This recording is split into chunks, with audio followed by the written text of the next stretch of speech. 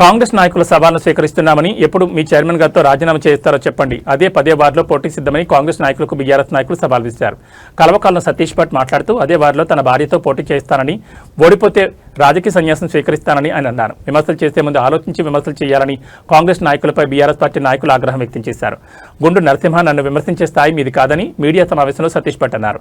సతీష్ భట్ మాట్లాడుతూ గుండు నరసింహ నువ్వే కదా వార్డు కౌన్సిలర్ అంటూ మీ ఇల్లు అమ్మిపించింది మరియు మీ ఆటో అమ్మిపించింది, మీ భార్య బంగారం కాళ్లపట్టిలు అమ్మించింది, వాస్తవం కదా? నువ్వే కదా కాలనీలో అందరితో అన్నది, వాస్తవం కదా? ఇవాళ నువ్వు మాట్లాడుతున్నావు.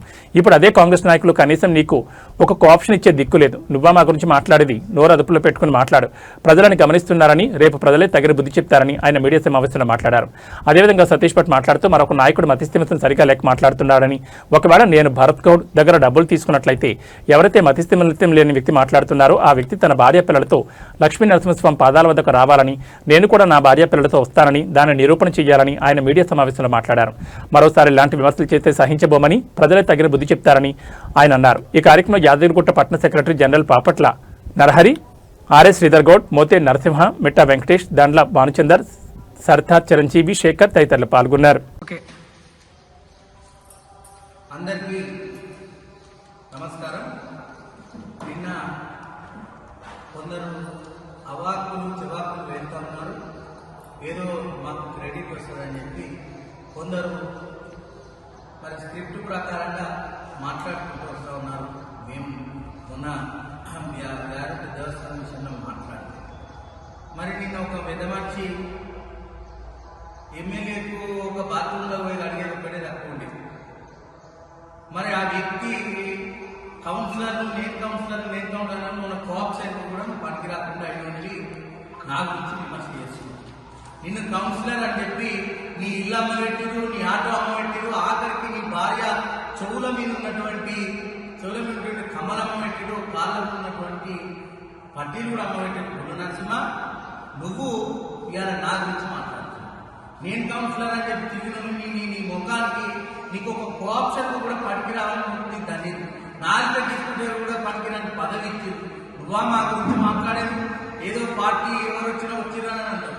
ఎస్, దేవస్థానంలో ఉన్న నేను ఇదివరకు కాంగ్రెస్ పార్టీకి వెళ్ళినప్పుడు ఏదో సత్సంబంధాలు ఉంటాయి. దేవుని దగ్గర ఎవరు కూడా రాజకీయం చేయరు. కాబట్టి వచ్చినాం, కుటుంబ సభ్యులు ఉన్నాం కాబట్టి ఇప్పుడు ఏదో కలిసి వెళ్ళిపోయినా మర్యాదతో. నీ ఎమ్మెల్యే ఇప్పుడు ఏదైనా ప్రతిపక్ష పార్టీలో వచ్చి ఏదైనా పెళ్లి కార్డు అక్కడికి కూడా పోతే నీ ఎమ్మెల్యే నువ్వు బీఆర్ఎస్ పార్టీ అని అంటావా? ఏమన్నా సిగ్గుండాలి, బుద్ధుండాలి అననీకి. మరి నేను అడుగుతున్నా, మరి నీ భరత్ గౌడ్, నీ వాణి భరత్ గౌడ్ గారు ఏ పార్టీ? నేనే కాంగ్రెస్ పార్టీ ఎన్ఎస్ఏ ఉన్నప్పుడు తెలుగుదేశం పార్టీలో ఉండి మోన్పై నరసింహులు గారి యొక్క జెండాలు కట్టేది. నీ నాయకుడు వచ్చిన కాంగ్రెస్ పార్టీ ఏది అధికారం ఉంటే అది ఓసారి తెలుగుదేశం ఉంటాడు, ఓసారి కాంగ్రెస్ ఉంటాడు, ఓసారి టీఆర్ఎస్ ఉంటాడు, మళ్ళీ కాంగ్రెస్ ఉన్నాడు. నీ నాయకుడు ఏ పార్టీ? నువ్వు పెద్ద ప్రగల్భాలు పలుకుతున్నావు. నిన్న మాట్లాడుకుంటూ వస్తా ఉన్నాం. ఇక ఇది చూడు, యాదగిరిగుట్ట దేవస్థానము ఇక మున్సిపల్ కు పంపించింది. ఏమని? ఇక్కడ షెడ్ నిర్మించవద్దు, అవసరం లేదు అని చెప్పి మున్సిపల్ కు పంపించిన కాపీ ఎవిడెన్స్ తో రమ్మన్నారు కదా. ఇక మున్సిపల్ పంపించిన కాపీ.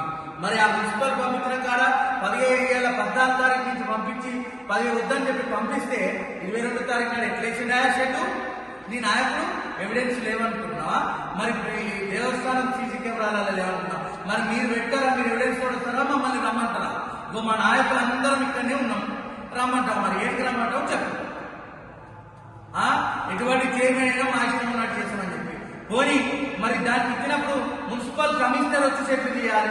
మరి నీ కౌన్సిల్, నీ చైర్మన్ గారి యొక్క అన్న కొడుకు ఎక్కడ నిలబడ్డాడేనా?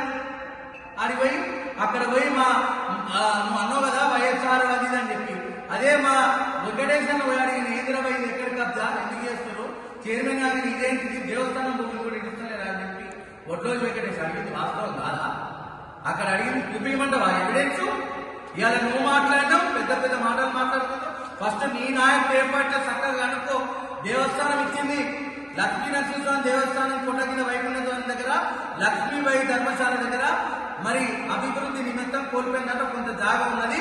అక్కడి దాంట్లో మీరు వేయకూడదు. ఏదన్నా కూడా పందిరి టైప్ లో వేసుకొని మరి పందిరి టైప్ వేసుకొని పెట్టుకుని తప్ప షెడ్ వేయొద్దని చెప్పి ఇక ఇది దేవస్థానం కాపీ మున్సిపల్ కాపీ.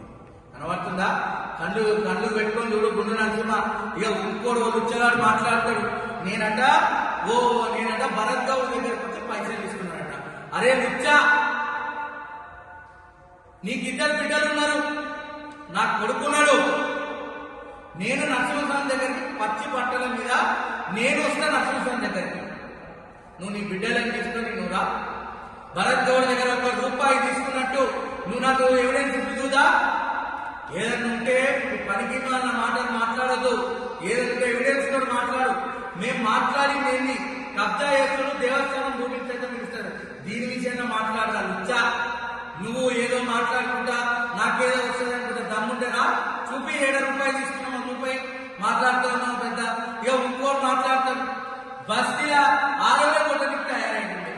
రోజు చూస్తే ఒక ఓటేరు ఆయన మీద ఖబర్దార్ అనుకుని మాట్లాడుతున్నాను. నేను అడుగుతున్నా, నీ పేరు సవాలు స్వీకరిస్తున్నా. నీ సవాలు నేను స్వీకరిస్తున్నా. నీ నాయకుడు రకాలు ముత్యము ఎక్కడికి కూడా వస్తారు, ఏడైనా గెలుస్తాడన్నాను.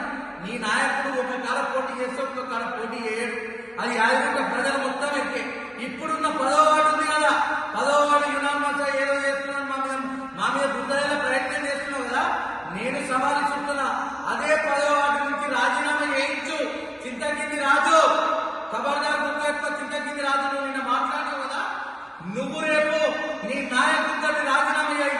నా భార్యతో రేపు అదే 10వ వార్డు పోటీ చేయిస్తా. 10వ వార్డు ప్రజలు ఎవరికి బుద్ధి చెప్తారో దాంతో పాటు మమేకమైన ప్రజలు చెప్తారు కదా. 10వ వార్డు చెప్తారు కదా ఎవరు ఎట్లా గెలిచిందో ఏం జరిగిందో. ఇలా నువ్వు మాట్లాడుతున్నావు, మాకు పెద్ద పెద్ద ప్రగల్భాలు మాట్లాడుతున్నావు.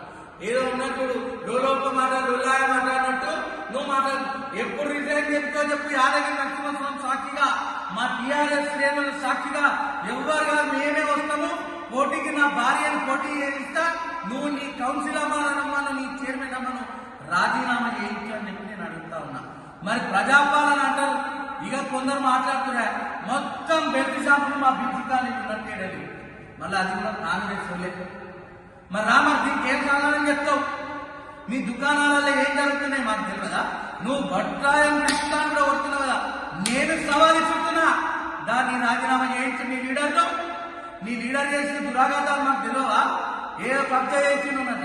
ఇంకోటి మాట్లాడాలంటే నేనంట బ్రాహ్మణేశం అంటానట. అరే బప్పున్, గుండ్లపల్లి పోయాడో మా చరిత్ర ఏం చెప్తారు. ఏళ్ళ నుంచి మరి మేము ఉత్తోలమా ఎవరు హైదరాబాద్ పోయేంత కర్మ మాకు వద్దలే. మేము ఇంకా మేమే మంచిగా ఉంటాం. మేము 10 మందికి సహాయం చేస్తాం. గుర్తుపెట్టుకో, కష్టపడి పైకి వచ్చినాం. మంది నుంచి రాలే, కష్టపడి పైకి వచ్చినా మేము రూపాయి జరిగిందా నేను చేసేదంతా 10 మందికి సహాయం చేస్తున్నా. మా బీసీ కాలనీ చెప్తారు నీ లీడర్ గురించి.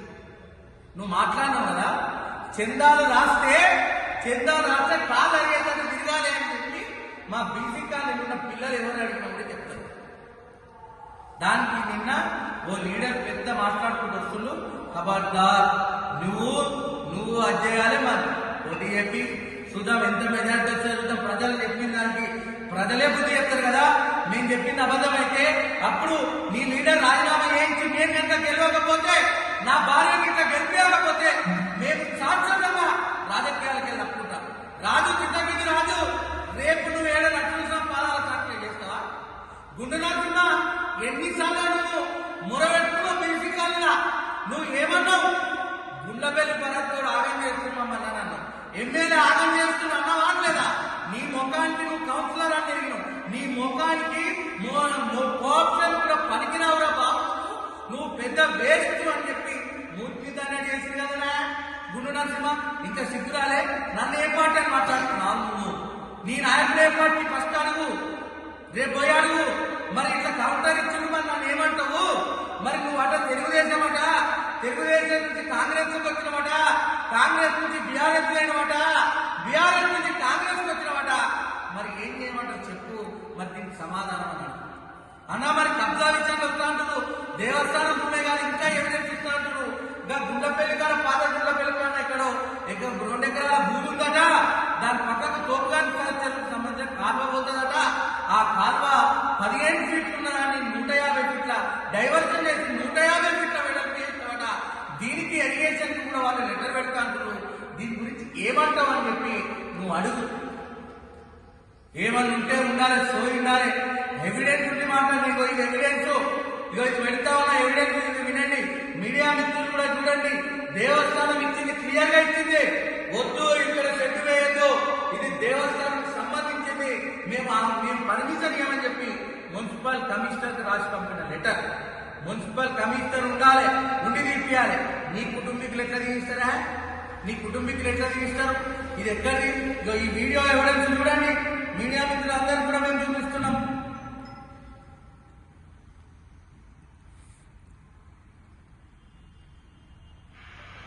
ఈ మీడియా మిత్రులు కూడా మేము చూపిస్తున్నాం. ఇది చూడండి. వీళ్ళెవరు తీయడానికి? ఎవరింటికి పోయి? హనుమంత్ సార్ చూడాలి మీరు కూడా. ఇది ఎవరింటికి పోయినాయి? ఇది ఎవరింటికి పోయినాయి? ఎవరు దీన్ని ఏదైనా ఉంటే మున్సిపల్ కమిషనర్ గారు మున్సిపల్ కమిషనర్కి పేపర్ వేయండి. మున్సిపల్ కమిషనర్కి పేపర్ పోయినప్పుడు మున్సిపల్ కమిషనర్ అక్కడ నిలబడాలి. ఇది పర్మిషన్ లేదు, మాకు దేవస్థానం పంపినని. నీ కుటుంబీకులు ఎట్లా నిలబడరా? నిన్న మాట్లాడినావు కదా గుండు నరసింహ, దీని మీద సమాధానం చెప్పు. చింతకింద్రాజు సమాధానం చెప్పు. ఎర్రగుంట్ల శేఖర్ సమాధానం చెప్పు. పాపం నిన్న మా గుల్లపల్లి లింగమన్న పాపం కొంచెం ఫ్రస్ట్రేట్ అయింది. పాపం మా గుల్లపల్లి లింగమన్న మంచి మిత్రుడు, మేమంతా కూడా కుటుంబ సభ్యులం. పాపం గుల్లపల్లి లింగమన్న కూడా స్క్రిప్ట్ లో భాగంగా ఉన్నట్టుంది. గుల్లపల్లి లింగమన్న కూడా నీ పదవికి రాజీనామా చేయి, నేనే పోటీకి వస్తాను, కానీ నాకేమో పదవి లేకపోయా. నాకు ఒక పదవి ఉందంటే దాన్ని రిజైన్ చేసి పోటీకి రాను అన్నా, కానీ అన్న నేనైతే ప్రస్తుతం బీఆర్ఎస్ పార్టీలో ఇంకా నాకు పదవి రాలేదు. రేపు మరి ఎన్నికలలో నాకు పదవి వచ్చినా ఏమొచ్చినా అప్పుడు నువ్వు రాన్నా, ఎందుకంటే నువ్వు మా అన్న లెక్క మనం కుటుంబ సభ్యులు ఉన్నాం. సరే నువ్వు నీకు ఇచ్చినా అని కూడా నేను సవాల్ స్వీకరిస్తున్నాను, కానీ ప్రస్తుతానికి అయితే నాకు ఒక పదవి లేదు. నాకేమైనా రేపు రానున్న రోజుల్లో మా ప్రభుత్వం పదవి వచ్చినాడు, అప్పుడు నాకు సవాల్ ఇచ్చు, తప్పకుండా నేను ఈ సవాలు స్వీకరిస్తున్నా, ఆలోచన చేయండి అనేది ఉందట. హనుమంత్ సార్ మీరు చూడండి, మీకు కూడా మేము చూపిస్తున్నాం. దేవస్థానం అక్షరాల దేవస్థానం వాళ్ళే ఇక్కడ శ్రద్ధన్నారు. మేము అబద్ధం మాట్లాడలే. మా నాయకులందరం కూడా ఇక్కడ ఉన్నాము. మరోసారి పెట్టే ముందు ఆలోచన చేసి విమర్శ చేయాలన్నా వద్దా, విమర్శ చేయాలన్నా వద్దా, ఏంటిది అనే విషయం మీద మీరు ఆలోచన చేయండి. విమర్శ ఇంకా సిద్ధం. నువ్వు దేనికంటే ఆడికి వస్తా, ఏడికంటే ఆడికి రెడీగా ఉన్నా, నేను రెడీగా ఉన్నా. ఇంకా చాలా ఆధారాలు ఉన్నాయి. ఇట్లా కబ్జాలు పోతే 500 కోట్ల కాదు 1000 కోట్ల కూడా ఉంటారు. ఎమ్మెల్యే